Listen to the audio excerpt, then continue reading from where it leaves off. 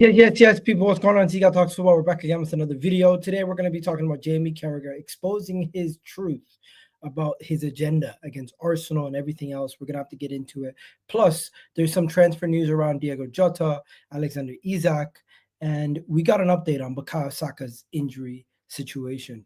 So before we go any further, please do hit that like on the video. Please do hit that subscribe button, and let's get started on this video right about now, ladies and gentlemen. So first things first, let's get on to Arsenal and Bukayo Saka. So Bukayo Saka has been spotted with the Arsenal team. He is in Dubai with the team.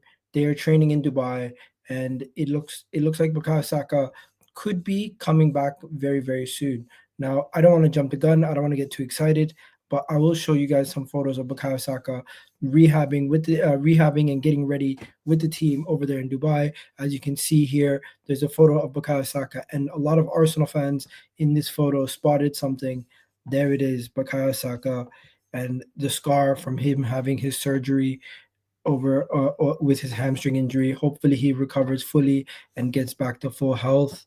As you can see here, once again, you can see that it is his right hamstring, which was what went, and he's getting himself ready to go, trying to get himself back to full rehab.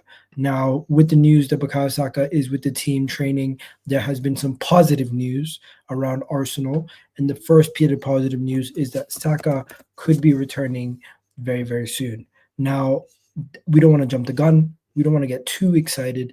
We don't want to go crazy, but it does look like Bukayo Saka is working hard to make a possible return. And the rumor has it that he could be returning for Arsenal just before we play Manchester United, just before we play in the round of 16, and that is around March. So they're saying March 9th, March 10th, around that time, he could potentially come back and play for Arsenal if he continues to progress at the level that he's progressing at, if he continues to work at the level that he's working at. He's aiming to try to return in early March. That is his aim. And I'm going to show you guys the actual article where they state Bukayo Saka is aiming to return in March, because it is all well and dandy if he returns, but we don't want him to get injured again. So we want to make sure he's fully healed up, fully ready to go before he comes back, because last thing we want is to further hurt him or further injure him or further cause more damage to what is already a very dangerous injury in a hamstring injury. And last thing we need is Bukayo Saka to get injured. Now, on February 10th, this was rumored. This came out February 10th, that Bukayo Saka is more likely to return to the Arsenal team in April opposed to March. So we're going to have to wait and see. But mixed reports. Some people saying March, some people saying April. I just hope whenever he comes back, that he comes back fully fit, ready to go, and we don't need to rush him back. Last thing we need to do is rush back Bukayo Saka in order to try to win the league and then further injure him where he's hurting every other week or hurting himself in the future. And with a hamstring injury especially, you have to be extra careful with the hamstring. That's the last injury you want to rush back, because it is a muscular injury where your muscles are going to give out, and you're going to get another injury and another injury and another injury if you continue to overstrain it and overwork it. But rumor has it that the date where Bukayo Saka could be back is in March. Now, that rumor has been disputed by AFC Camden. So we're going to have to wait and see what actually happens and if that is going to be the date in which he returns. But early rumors state that Bukayo Saka has joined the team in Dubai. He's edging closer to return from injury, and we're hopeful that he could make himself available for the round of 16 and the game against Manchester United in March. Now, I just wanted to show you guys this article. It came from James Jordan Davies. That's the guy who reported it. So that is where we got that news from. Now, you guys are probably wondering why I got Jamie Carragher in the title. We're going to talk about Jamie Carragher in a second. But before we talk about Jamie Carragher, I'm seeing rumors about Diogo Jota to Arsenal. I'm seeing Liverpool are frustrated with Diogo Jota, and Arsenal want to sign him. What on earth are we doing? Are we this team that just takes other people's hand-me-downs? That's what we do nowadays. We just take other people's washed players or players that they're not happy with. Is that what we do now? Is that what we do? Personally, I don't want nothing to do with him. I don't want nothing to do with Diogo Jota. I don't want nothing to do with Arsenal going and signing players from other teams in the Premier League that are not performing to their highest levels. Let me know. Diogo Jota to Arsenal. Who says yes? Who says no? Let me know in the chat. If you're watching this on the playback, let me know. Would you take Diogo Jota at Arsenal? Now, don't get me wrong. He is a finisher. He is somebody who, on his day, he's really good. But the problem is Liverpool would not be saying they're going to sell him if it wasn't for the fact that this guy's made out of shoestring. He's literally always injured. His injury record is worse than majority of the players on our team. He's unreliable. That's probably why Liverpool want to get rid of him. When he plays, though, he plays well. But his injury record at his time at Liverpool, let alone what he was doing at Wolves, he seems to be in and out of the hospital bed all the time. They're saying 20 million is what they're looking to get for Diogo Jota. I'm not gonna lie to you guys. This is a man who has missed, just this season alone, he's missed 4 games. This season alone, he has missed already 12 games to start the season, and then another 4 games in January.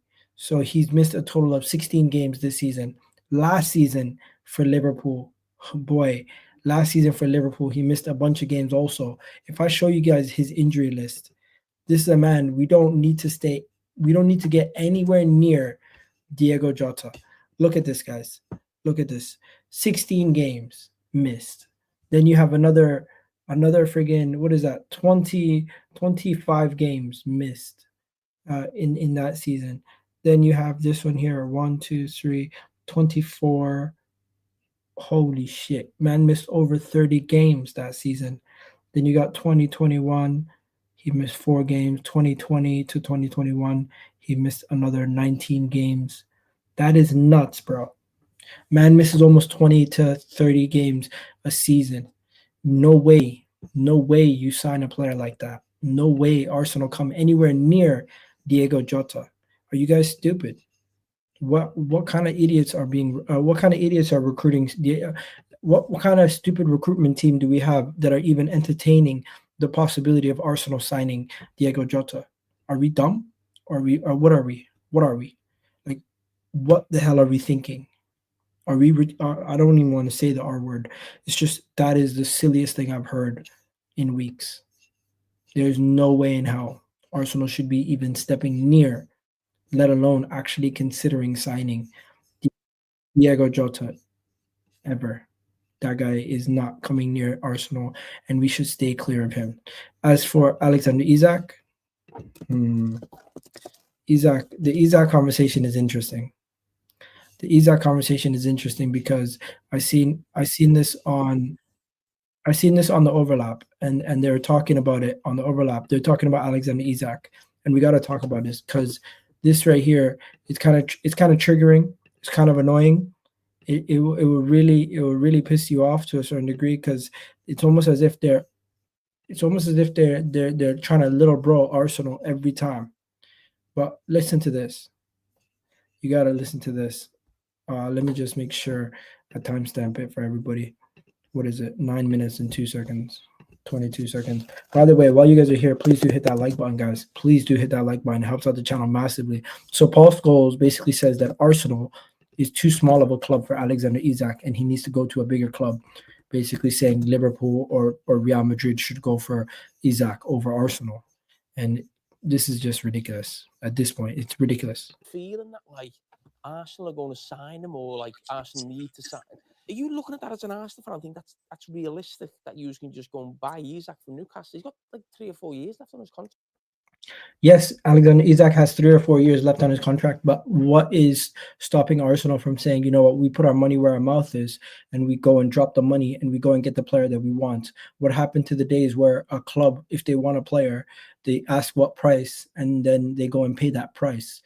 If you're questioning if Arsenal are going to pay that money, you know what? They seem like they're interested in dropping at least 150 plus. No, 100 million plus. I don't know about 150, but Arsenal do seem interested in Alexander Isak to the point where they're willing to spend at least minimum 100 million. There's no talk about Liverpool getting. I don't understand where all this Arsenal sort of talk, because Liverpool needs one as well. And if Liverpool win the league, if he was to go, surely you pick the team who won the league. If Liverpool won the league, I don't get this. It feels like maybe it's me. Okay, first thing, Liverpool and Arsenal at this moment in time, yes, Liverpool look like they're in a better position to win the league, and Liverpool look like a really good team. I think a lot of players would be happy to go to Liverpool, and I think a lot of players would also be happy to go to Arsenal. I think this whole thing where it's like, oh, why would you go to Arsenal over Liverpool? Outside of the fact that Liverpool might win the league this season, Arsenal have been a competitive team, and players that come to Arsenal expect to be challenging for the league right now. It's not like there's miles between the two teams. There's not that big of a gap between Arsenal and Liverpool to delude yourself into thinking that nobody would be happy to go to Arsenal over Liverpool. There might be some people who'd want to go due to location, being in London over Liverpool. There might be people who want to go to Arsenal because they see that the project and the players are a lot younger. Where Mo Salah, we don't know what's going on with his contract. Van Dijk, we don't know what's going on with his contract right now. Allison, we don't know what's going on with his contract right now. But this whole narrative that it's just, why would you go to Arsenal? It almost comes off as if you're not being a pundit no more. You're being extremely biased towards your club, Liverpool. Seen on social media or something, but that's not realistic, is it? We're still cashing the Henry tax. I think Is that what it is? Yeah. So he wants to be the number 14. I think. Look, I think you have to look at options and where he could possibly go. I think if Newcastle don't get Champions League, I think it's a possibility. I still think. But would you pay 100? Like, what would that be? 130? 100? You pay that for Isak? It's not achievable if they don't get Champions League. And I think if they. Alex is 100% right. From the different knock, Alex is 100% right. If they get Champions League football, Arsenal will not be able to prize away Newcastle. Newcastle's prize jewel and Alexander Isak. But if they do not get Champions League football, there is always a possibility Arsenal could prize away Alexander Isak from Newcastle. Don't, and he forces, it will still be over 100 million, and then whether you do that or not. But supposedly Arteta loves him. Well, everyone loves him. Yeah. That's just what I was saying. I don't see a possibility of going to Arsenal. I don't. I think he has to go to bigger and better. I think you're talking Real Madrid. Yeah. Liverpool top list. Liverpool needs centre forward. Yeah, I hear that. This whole thing where Liverpool are so superior to Arsenal in every fashion is ridiculous. This take that Liverpool are so superior to Arsenal in every fashion is ridiculous. Two pundits who do not like Arsenal, who are extremely biased against Arsenal.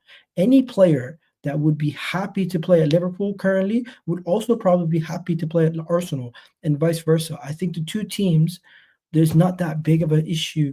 The two teams look very similar. One actually, I would say, is on the up. Liverpool currently, with the new manager and everything going on, kind of a little bit more of an unknown, I would say.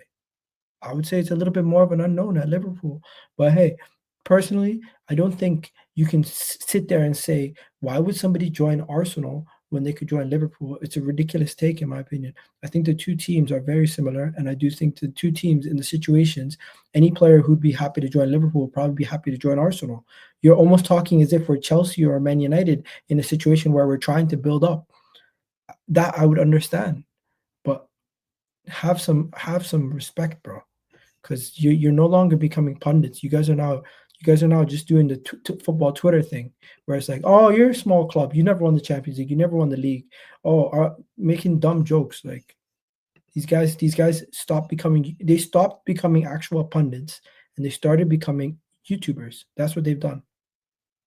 But hey, the Liverpool bias compared to Arsenal is ridiculous.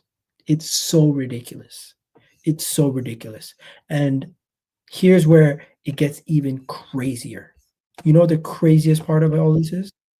The craziest part of all this is you had Jamie Carragher go on Jamie Carragher go on YouTube and say one of the most ridiculous things I have heard from him in a long time.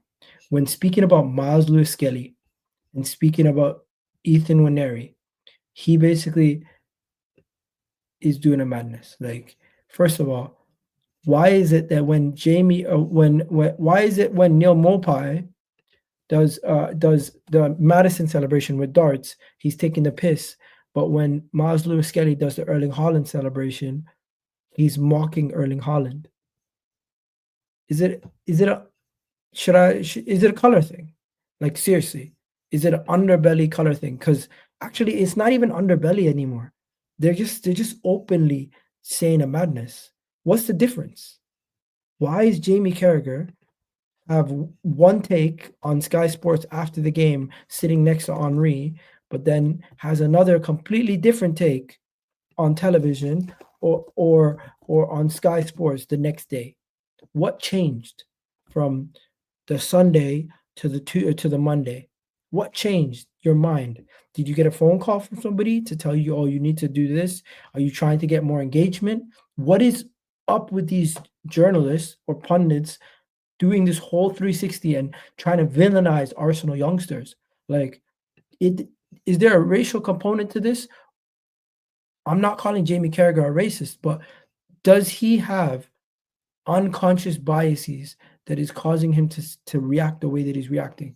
Because what he's saying in this, the rhetoric that he's saying, is actually ridiculous. Listen to this. Listen to this, because what he's doing in this video is actually crazy. Where is it? Let me find it. Where is it? Where is it? Okay, here it is. Listen to this. I thought the same as Scholes. What's the difference between that and Madison doing the darts thing, though? Well, Like what? They just remember when Madison's someone stole Madison's Yeah, celebration. someone What was took it? the Mopai. Mopai, sorry. Yeah, Yeah, but but it's he's an idiot. He just sets You hear that?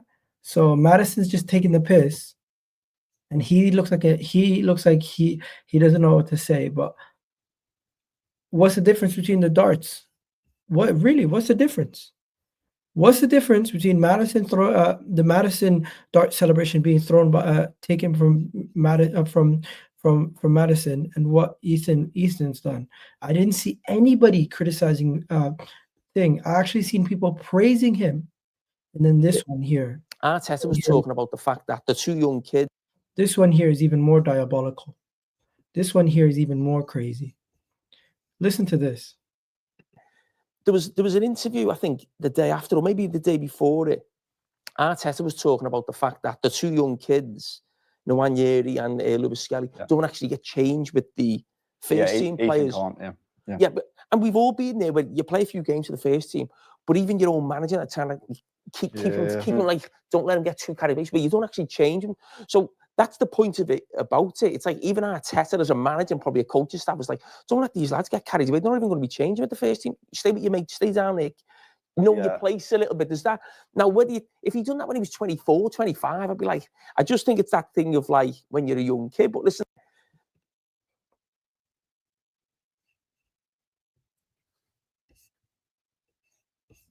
I honestly don't understand some of his takes. He thinks Arteta puts Miles Lewis-Skelly and Ethan in their place. That's what he needs. That's what they need. It's actually ridiculous at this point. It's actually ridiculous. His narrative and his discussion points around Arsenal, the Miles Lewis-Skelly thing, around Ethan, are just crazy. And it's dangerous. It's dangerous to be going out there spewing this kind of nonsense. People pretend that this isn't an agenda. People genuinely pretend that this is normal conversation that can be had. Going back to the Isak point, did Declan Rice not choose Arsenal over Man City? Am I tripping? Did Declan Rice not choose Arsenal over Man City? These guys continuously spew nonsense over and over and over again. To say Arteta said that Ethan isn't allowed to change with the Arsenal first team yet because of his age, and he's safe. It's because the guy was 17 years old at the time. It's not to put him down. to go out there and to say that he put Ethan and Lewis-Skelly in a different changing room because he doesn't want them to feel included and to get too big-headed is ridiculous. The reason why Arteta's done that is because Ethan and Lewis-Skelly are under the age of 18. You let them get changed in the changing room where you don't want them in the same changing room as everybody else. And then they can come up and they can have a conversation. They can be there before the match, but let them safeguard them. They're 18 years old.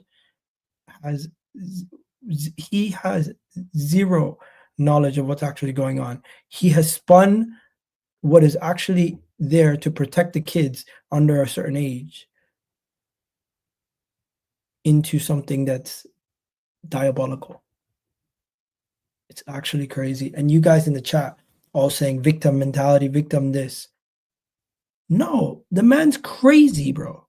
He's completely misunderstood Arteta's and Arsenal's youth policy that is due to safeguard children and turned it into something else. It is a legal requirement that you do not have these guys who are youth changing in the same changing room as adults where there's all these people walking around. It is actually by law. But yet he's thinking, oh, Arteta's doing it because he wants to tell them, relax, chill, calm down. The fuck is he talking about, mate? Respectfully, I have no idea what Jamie Carragher is doing anymore. I think he's going down the route of a sensationalist. He's going down the route of a journalist that just says ridiculous takes constantly to get views, and he never says what he genuinely believes anymore. The only time I hear him say what he genuinely believes is on CBS.